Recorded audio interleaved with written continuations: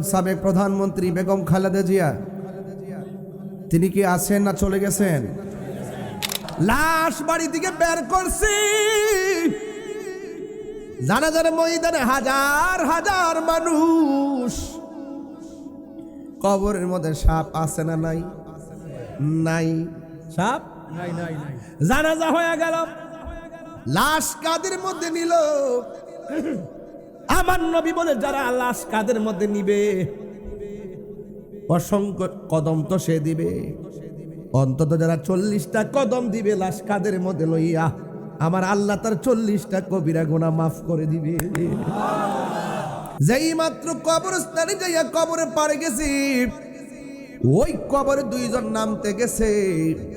হঠাৎ করে দেখে কবরের কোনা দিয়া সাপ ফনা তুইলা দাঁড়ায় রইছে। আল্লাহর বন্ধু বলেছেন সাপ থাকলে সাপ সহকারে দাফন করবা, না থাকলেও দাফন করবা। এবার উপর থেকে লাশটারে মাটির মধ্যে ফালাইয়া দিয়েছে রে। এবার উপর জুড়ি বাঁশ টাস না দিয়া মাটির চাপা মাইরা দিছি।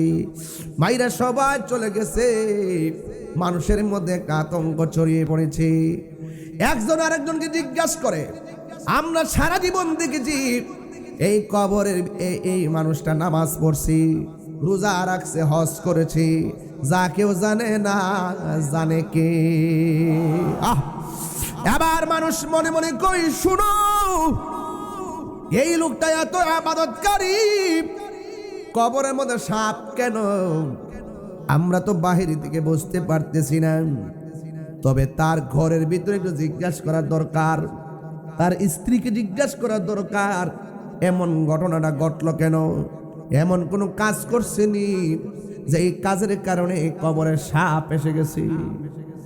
এবার সবাই সমাজের দায়িত্বশীল ব্যক্তি কি তার স্ত্রীর কাছে হাজির হয়ে গেল জিজ্ঞেস করার জন্য। বন্ধুরে আমার, ও ইসলামপুরের বাবারা, ও শরীফগঞ্জের বাবাজিরা গো, এবার ওই মুহূর্তে সমাজের মানুষ স্ত্রীর ডাক দিয়া কয়, শোনো না, আমরা তো বাহির থেকে দেখেছি তোমার স্বামী অনেক ভালো, কিন্তু এমন কোনো কাজ করছিনি যেই কারণে কবরে দেওয়ার আগে সাপ এসে গেছে। হাদিস শরীফের মধ্যে আমার নবী বলেছেন, কোন স্বামী যদি মারা যায়, স্ত্রী যদি বলে, আল্লাহ আমার স্বামীটা অনেক ভালো ছিল, আমার স্বামীর প্রতি আমি সন্তুষ্ট ছিলাম, স্ত্রী এই দোয়ার কারণে আমার আল্লাহ স্বামীর কবরটাকে জান্নাত বানায়া দেয়। কোন স্ত্রী যদি মারা যায়, স্বামী যদি আল্লাহর ডাক দেখে, আল্লাহ আমার স্ত্রীটা আমার হকের প্রতি ইনসাফওয়ালা ছিল, অনেক ভালো ছিল, এই কথা বলার কারণে আমার আল্লাহ স্ত্রী কবরে জান্নাতের গালিচা বিছাইয়া দেয়। এবার সমাজের মানুষ ডাক দিয়ে কয়, ও স্ত্রী, তোমার স্বামী মারা গেছে, প্রথম কবর করলাম সাপ পাইলাম, দ্বিতীয় কবর করলাম সাপ পাইলাম, তৃতীয় কবর দিতে যায় সাপ পাইলাম, আমার স্বামী এমন কোনো কাজ করছিনি যেই কারণে আল্লাহ অসন্তুষ্ট হয়ে গেছে। স্ত্রী ডাক দিয়ে কই, ও সমাজের মানুষ, আমার স্বামী এমন একটা ঘৃণিত কাজ করত, বাহিরে স্বামীটা ভালোই ছিল, ভিতরগত অনেক সমস্যা ছিল। কয় কি? আমার স্বামী যে ব্যবসা করত, ব্যবসায়ী দ্রব্যের সঙ্গে পাথর মিশাইয়া বিক্রি করত, কঙ্কর মিশাইয়া। আমি বারবার বলছি বেশি টাকা লাগবে না, হালাল পন্থায় ধোকা না দিয়ে আপনি ব্যবসা করেন, আমার কথা মানে নাই। উপর যা দেখছেন লেভেলটা ভালো ছিল, ভিতরে অনেক খারাপ ছিল।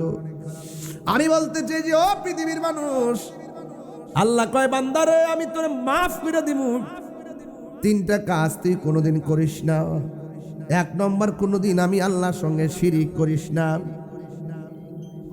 2 নম্বর, কোনোদিন মানুষের হক মাইরা খাইস না।